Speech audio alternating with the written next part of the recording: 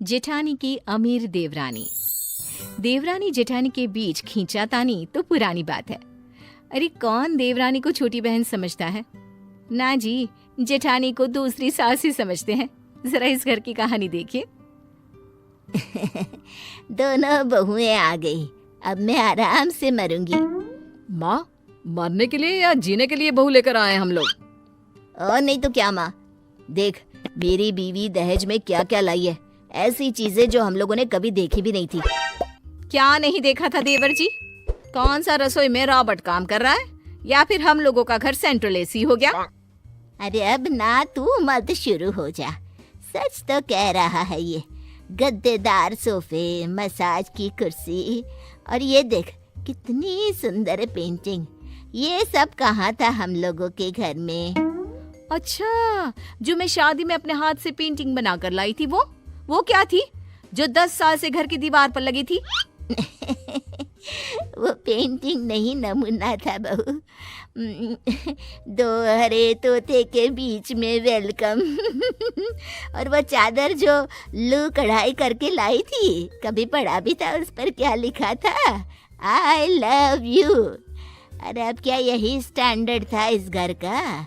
गांव की देसी गंवार। अरे छोटी को देख, MF हुसैन की पेंटिंग वाली बॉम्बे डाइंग की चादर, और न जाने क्या क्या। सही बोल रहा है बेटा। बड़ी बहू को तो मानो काटो खून सूख जाता है। वो सोच लेती है कि घर वालों को उसकी और उसके गांव की अहमियत बताकर रहेगी। वक्त बीतता है, छोटी को घर वालों का शय मिलता है तो वो भी सर पर चढ़ जाती है। क्यों दीदी, क्या करते हैं आपके पापा? वैसे सुना है गांव में है कहीं आप लोगों का घर। हाँ, गांव की ही तो है ये। पापा इसके किसान है। वो क्या है ना, शहर में शादी करना कौन नहीं चाहता। हम लोगों को भी लगा कि बड़ा परिवार है, पिता क्या क्या जिम्मेदारी निभाएगा, तो ले आए इसे ब्याह कर। हाँ, तो बहू के ऐसे कौन से गुण थे जो मुझ में नहीं थे? कितनी बार तो आस पड़ोस की पड़ोसने तक आपको मेरी तारीफ करके गई हैं। याद है जब आप गिरी थी सीढ़ी से, तो मैं ही थी जो हाथों से उठाकर बेड पर लिटाया था। गांव का खान पान था शुद्ध, वरना आजकल की शहर की लड़कियां कटोरी पानी का तो उठाया नहीं जाता इन लोगों से। हाँ भाभी, क्योंकि हम लोग नाजों से पले हैं, फूल की तरह। वैसे भी क्या करना है भार उठाकर, जब पापा ने इतना सब दे दिया है तो। ठीक है, तो अब तो यही रही। अब तो यही देखना है कि गांव की गवार और गरीब या शहर की तितली अमीर। ये भी क्या बात हुई बड़ी, कैसी बहकी सी बात कर रही है। अरे छोटी से तेरा कोई मुकाबला ही नहीं है। देख माँ, तेरी दोनों बहुएं हैं, जैसे 5 उंगली बराबर नहीं होती, वैसी ही हर कोई बहू एक जैसी नहीं होती, समझी? तो क्यों बार बार दोनों को कंपेयर करती रहती है? मैं कहाँ तुलना कर रही हूँ? तुलना तो वो ऊपर वाला ही करके भेजा है। वैसे छोटी बहू, जरा वो बाल सुखाने वाली मशीन से मेरे बाल तो सुखा देना। सास बार बार छोटी के सामने बड़ी को छोटा दिखाने की कोशिश करती है। फिर एक रोज, ओ माँ जी, मैं ना शॉपिंग के लिए जा रही हूँ। कल इनकी सैलरी आई है ना, तो बोल रहे हैं कि शॉपिंग पर चलो। हाँ हाँ जाओ बहू, और मुझे भी ले चलो। वो क्या है ना, कुछ सामान छोटे मोटे मुझे भी लेने थे। बड़ी भी वहीं खड़ी होती है। सुन, शाम का खाना बना कर रखना, और कभी तू भी चली जाया कर शॉपिंग वापिंग पर। माना गांव में माल नहीं होते और ना ही पैसे, लेकिन अब तो तू शहर की बहू हो गई है ना। मेरे पास सारा सामान है, मैं क्यों जाऊं? आप लोग जाओ। और हाँ, मेरी सहेली के घर खाना है तो मैं और मेरा परिवार बाहर ही खाएगा। आप लोग भी खा कर आना, ठीक है? हाँ हाँ क्यों नहीं, मेरी छोटी बहू है ना, वो बड़े घर की है, उसे तो 5 स्टार में खाने का शौक है। क्यों बहू? छोटी कुछ नहीं कहती, पर अपने पति से कहती है, क्या है ये, तुम्हारी माँ मेरे पीछे ही पड़ी रहती है। अरे भाभी के साथ क्यों नहीं जा रही उनकी सहेली के घर? हम मियाँ बीवी घूमे या इनको टांग ले। तुम्हें तो हर बार माँ की हाँ में हाँ और भाभी की बेइज्जती करती रहती हो। वैसे भी माँ को शुरू से ही दिखावा पसंद है, लेकिन भैया को गांव की भाभी पसंद आ गई थी तो माँ ने हाँ कर दी शादी की। खैर, बात आई गई हो जाती है। सासू माँ छोटी के साथ शॉपिंग में जाती है, जहाँ वो खूब सारी शॉपिंग करती है।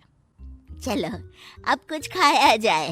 वो क्या है ना, बड़ी तो है नहीं घर पर। माँ कुछ पैसे बचे होते तब तो बाहर खाना खाते ना, एक फूटी कोड़ी नहीं छोड़ी आपने। हाय रे बहू, इतना पैसा है तुम लोगों के पास, कैसी बात कर रही है? सास ने 2-4 साड़ी क्या ले ली? अरे बस बस, अब लड़ो मत, मैं तो बोल रहा हूँ चलो कुछ पैक करा लेते हैं। सभी मुंह फुलाकर घर आते हैं, जहाँ घर में खाने की खुशबू आ रही होती है। हाय रे, 2 ब्रेड खिलाकर ले आए। बड़ी बहू, क्या बना है खाने में? तू तो बोल रही थी कि बाहर खाना खाएंगे। नहीं माँ जी, कुछ नहीं बनाया। मेरी सहेली ने आप लोगों के लिए भी पैक करके दिया था खाना। मैंने सोचा अगर आपको कुछ बाहर नहीं मिला होगा तो। हाय रे, पूरी कचौड़ी, इसे खाए तो जमाना हो गया। अब पनीर की सब्जी तो देखो। कुछ समय बीतता है। एक दिन छोटा बेटा कहता है, माँ मेरी नौकरी नहीं रही। देश में फिर से वायरस बढ़ रहा है।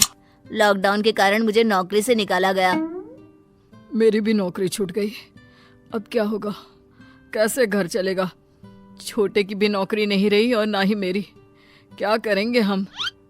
हाय रे बेटो, ये क्या बात हुई? वैसे परेशान होने की क्या बात है? छोटी के पापा के पास बहुत सारा पैसा और बड़ा घर है ना, तो हम लोग वहीं चले जाते हैं रहने। तभी छोटी बोल पड़ती है, हाँ हाँ, धर्मशाला है ना। वैसे भी मेरी भाभी किसी को पसंद नहीं करती। वो नहीं चाहती कि घर में ज्यादा लोगों का आना जाना हो, और उन लोगों का बिजनेस भी लॉकडाउन के कारण बैठ गया है। वैसे बाहर निकलना सेफ भी नहीं है, वायरस हर किसी को लग रहा है। ऐसे में ना तो बाहर जाओ और ना ही बाहर से कुछ लाओ। लेकिन बेटा, मैं तो सांस की मरीज हूँ, कैसे काम करूँगी? बाहर निकलकर शुद्ध हवा में वॉक नहीं करूँगी तो मैं तो मर ही जाऊंगी। तभी बड़ी बहू आती है, वैसे आप लोग बुरा ना माने तो मेरे पास आइडिया है, क्यों ना हम मेरे पापा के पास गांव जाकर रहें। वैसे हम लोगों का वहाँ बड़ा मकान है, घर का शुद्ध अनाज और दूध, गांव की ताजी हवा और वातावरण। जब तक यहाँ सब ठीक नहीं होता वहीं चलते हैं, क्यों? हाँ हाँ, मैं तैयार हूँ। हाँ, क्योंकि चारा भी कोई नहीं है और इससे अच्छा मौका भी।